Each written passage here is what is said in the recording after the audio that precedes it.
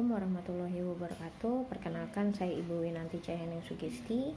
Pada tahun pelajaran 2020-2021 ini saya dipercaya sebagai guru sejarah Indonesia di kelas 10 IPS 1 sampai dengan 3. Mungkin kalian di sini bingung karena kalian juga belajar sejarah Indonesia dan sejarah peminatan. Khusus sejarah Indonesia, kalian hanya mempelajari sejarah dalam konteks keindonesiaan. Sedangkan pada sejarah peminatan, kalian belajar separuh sejarah Indonesia, namun separuhnya lagi kalian belajar tentang sejarah dunia. Kesempatan kali ini kita akan memulai materi kita yang pertama, yaitu konsep berpikir dalam sejarah. Di sini yang dipelajari dalam konsep berpikir dalam sejarah, kalian akan mempelajari apa itu sejarah atau pengertian sejarah baik secara umum, etimologis maupun menurut para ahli sejarah. Kemudian juga selain pengertian dari sejarah itu sendiri, kalian juga di sini mempelajari tentang unsur-unsur sejarah. Kemudian juga konsep berpikir dari sejarah itu sendiri, yaitu ada sekitar 4 konsep. Konsep diakronik, sinkronik, perubahan, dan berkelanjutan. Kita mulai dari pengertian sejarah. Pengertian sejarah secara umum dapat diartikan sebagai peristiwa yang terjadi di masa lalu. Sejarah menjadi salah satu hal yang bisa menjadikan pelajaran bagi manusia. Setiap manusia tentunya memiliki masa lampau yang berbeda-beda. Yang tadi dikatakan dalam pengertian sejarah bahwa sejarah itu dapat dijadikan sebuah pelajaran bagaimana suatu peristiwa yang terjadi pada masa lalu, jika suatu peristiwa tersebut dikatakan buruk atau tidak baik, maka dapat dijadikan pelajaran agar kejadian tersebut tidak terulang lagi di masa yang akan datang atau di masa depan. Kemudian juga dikatakan bahwa setiap manusia memiliki sejarah yang berbeda-beda. Manusia pasti memiliki yang namanya sebuah peristiwa penting dalam hidupnya, momen-momen penting dalam hidupnya. Nah, momen-momen penting tersebut itu bisa dikatakan sebagai sejarah dari si manusia itu sendiri. Dan setiap manusia pasti memiliki sejarah yang berbeda-beda. Kemudian, arti kata sejarah secara etimologi berasal dari bahasa Arab syajaratun yang berarti pohon. Nah, pohon sendiri itu memiliki makna tersendiri. Pohon ini memiliki suatu percabangan genealogis, suatu kelompok tertentu yang mirip dengan profil pohon yang penuh dengan cabang. Sekarang kita coba pikirkan kembali bagaimana sejarah itu bisa dikaitkan dengan pohon, atau yang tadi dikatakan bahwa sejarah dari bahasa Arab yaitu syajaratun yang berarti pohon. Nah, kita kaitkan di sini yaitu dengan silsilah keluarga. Silsilah keluarga itu kita mulai dari buyut-buyut kita, nenek-nenek moyang kita yang kemudian akhirnya bercabang terus ke bawah sehingga sampai kepada anak atau cucu atau cicitnya. Nah, di sini juga kita kaitkan lagi selain daripada silsilah, yaitu dengan istilah bin atau binti pada orang-orang Arab atau orang-orang Muslim pada umumnya, dimana kalau orang-orang Muslim di sini biasanya menggunakan istilah atau menambahkan kata bin atau binti.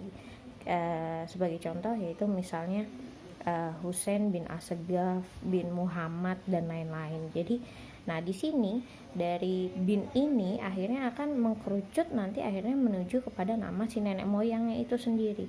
Nah, ini dia bahwa dari bin atau binti ini akan menjadi sejarah. Oh, sejarah nenek moyangnya mereka itu siapa? Makanya di sini dikatakan bahwa sejarah kita kaitkan dengan pohon atau kita kaitkan dengan silsilah keluarga yang dimana sejarah itu pasti bercabang-cabang. Kita lanjut kepada unsur-unsur sejarah. Ada 3 bagian di sini, yaitu ruang, waktu, dan manusia. Kita bahas yang pertama yaitu ruang. Ruang itu bisa kita kaitkan dengan lokasi atau tempat terjadinya suatu peristiwa sejarah. Konsep ruang dalam sejarah menyebabkan adanya pembagian sejarah, misalnya sejarah lokal, sejarah nasional, dan sejarah internasional. Konsep ruang di sini yaitu seperti halnya peristiwa bom Hiroshima dan Nagasaki. Nah, di sini kota Hiroshima dan Nagasaki kita katakan sebagai konsep ruang dalam sejarah. Sebagaimana yang tadi sudah dijelaskan bahwa konsep ruang adalah lokasi atau tempat terjadinya suatu peristiwa sejarah. Hiroshima dan Nagasaki di sini pada peristiwa bom atom oleh tentara sekutu ini dikatakan sebagai konsep ruang. Contoh lain adalah ketika kita bicara tentang peristiwa Rengas Dengklok, sama halnya dengan pengeboman Hiroshima dan Nagasaki. Kota Rengas Dengklok di sini dikatakan sebagai konsep ruang dalam sejarah. Kemudian kita lanjut pada konsep waktu. Di sini konsep waktu terbagi atas 3, yaitu masa lalu, masa sekarang, dan masa depan. Dalam sejarah, konsep waktu paling dominan adalah masa lalu. Akan tetapi, di sini konsep waktu pada masa lalu ini juga mempengaruhi peristiwa-peristiwa di masa depan atau di masa yang akan datang. Sebagai contoh di sini kita kaitkan pada masa lalu saat proses pembentukan negara, pemerintahan Republik Indonesia memilih bentuk negara kesatuan dengan pertimbangan negara Indonesia yang terdiri atas ribuan pulau. Di mana keputusan ini akhirnya bertahan sampai saat ini, yaitu berdirinya atau bentuk pemerintahan Indonesia sebagai republik dan negara kepulauan. Keputusan pemerintah pada masa lalu di sini akan mempengaruhi perkembangan negara pada masa sekarang dan masa yang akan datang. Selanjutnya yaitu manusia. Manusia di sini merupakan objek sekaligus pelaku dalam sejarah. Berbagai peristiwa sejarah yang terjadi di dunia ini tidak lain merupakan akibat dari perilaku manusia itu sendiri. Dengan demikian, sejarah sangat sulit untuk dilepaskan dari kehidupan manusia. Hanya saja di sini konsep manusia di sini juga tidak terlepas dari konsep ruang dan waktu. Selanjutnya konsep berpikir sinkronik. Sinkronik di sini berasal dari bahasa Yunani, sin yang artinya dengan atau bersama, dan kronikus atau kronos yang artinya waktu. Berpikir sinkronik di sini yaitu mempelajari sejarah dalam kurun waktu tertentu, tetapi dengan ruang lingkup yang lebih luas, atau secara gampangnya meluas dalam ruang, terbatas dalam waktu. Konsep berpikir sinkronik ini kita lebih meneliti atau berpikir sejarah lebih kepada ruangnya atau tempat kejadiannya, atau bagaimana sebuah peristiwa itu terjadi, siapa saja yang terlibat dalam peristiwa tersebut, dan terbatas dalam waktu. Dari konsep berpikir sinkronik yaitu kita bisa lihat dari peristiwa pemberontakan G30 SPKI. Dalam konsep berpikir sinkronik, kalian di sini diminta untuk menggambarkan bagaimana sih menggambarkan situasi pada saat terjadinya pemberontakan. Kemudian siapa saja yang terlibat dari peristiwa tersebut, siapa, bagaimana sebuah peristiwa tersebut dapat terjadi. Nah, di sini kita bisa lihat bahwa berpikir sinkronik itu meluas dalam ruang. Kita cari bagaimana peristiwa tersebut terjadi, siapa tokoh-tokohnya, dan lain-lain. Dan terbatas dalam waktu. Kita hanya terbatas pada waktu di tanggal 30 September. Itu merupakan salah satu contoh berpikir sinkronik. Atau bisa saya jelaskan lagi di sini salah satu contohnya lagi yaitu peristiwa pemberontakan petani Banten pada 1888. Di sini kita juga menganalisis tentang pemberontakan petani Banten yang terbatas pada tahun 1888. Kita tidak boleh mempelajari bagaimana para petani Banten sebelum atau sesudah dari tahun 1888. Kemudian kita masuk pada konsep berpikir diakronik. Sama seperti sinkronik, berasal dari bahasa Yunani. Diakronik terdiri dari atas 2 kata, yaitu dia yang berarti melampaui atau melewati, dan kronikus atau kronos yang berarti waktu. Berpikir diakronik dalam sejarah artinya berpikir mengenai peristiwa sejarah secara menyeluruh dalam runtutan waktu yang panjang tetapi terbatas dalam ruang. Di sini berpikir diakronis mementingkan proses suatu peristiwa sejarah. Di sini secara gampangnya memanjang dalam waktu, terbatas dalam ruang. Konsep berpikir diakronis di sini juga sama seperti berpikir kronologis, karena kita bicara tentang runtutan waktu yang panjang dari sebuah peristiwa. Sebagai contoh dari konsep berpikir diakronik, di sini yang pertama ada pertempuran Ambarawa yang terjadi pada 20 Oktober sampai dengan 15 Desember 1945.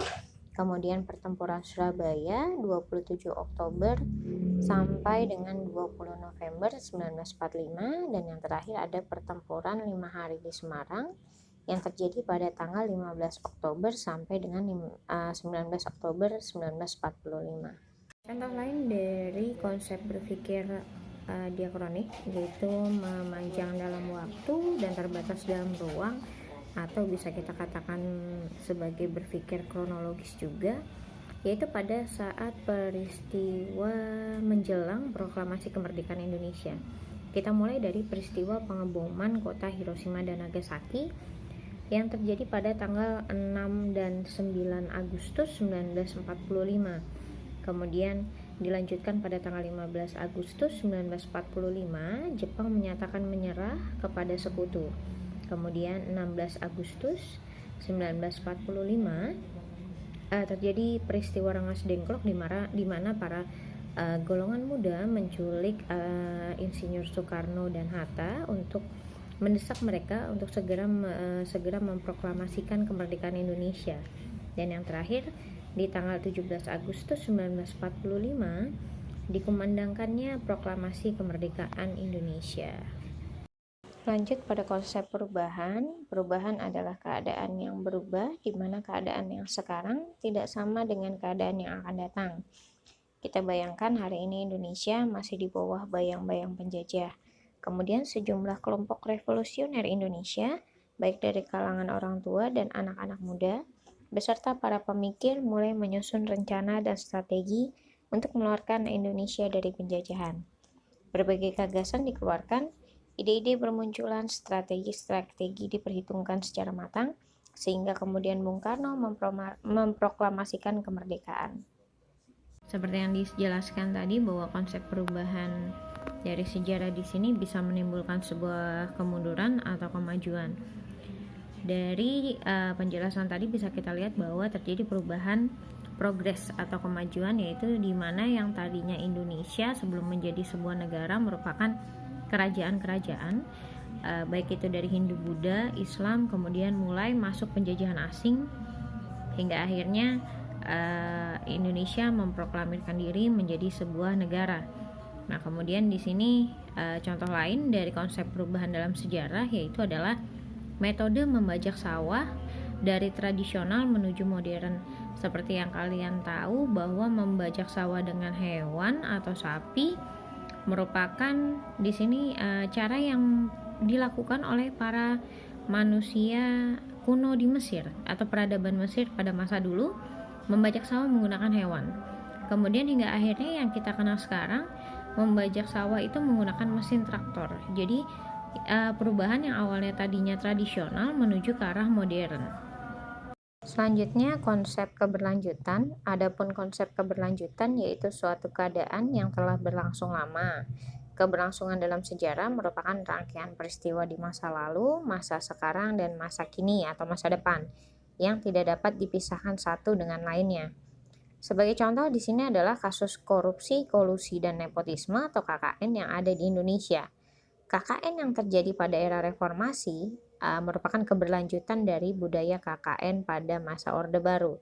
KKN pada masa Orde Baru merupakan keberlanjutan dari budaya KKN periode Orde Lama dan seterusnya. Bisa kita simpulkan bahwa korupsi telah menjadi budaya yang diturunkan dari satu generasi ke generasi yang lain. Atau sebenarnya sih kalau kita bisa lihat lagi bahwa budaya korupsi di Indonesia merupakan keberlanjutan dari apa yang pernah dilakukan oleh VOC ketika menduduki Indonesia pada masa penjajahan dulu.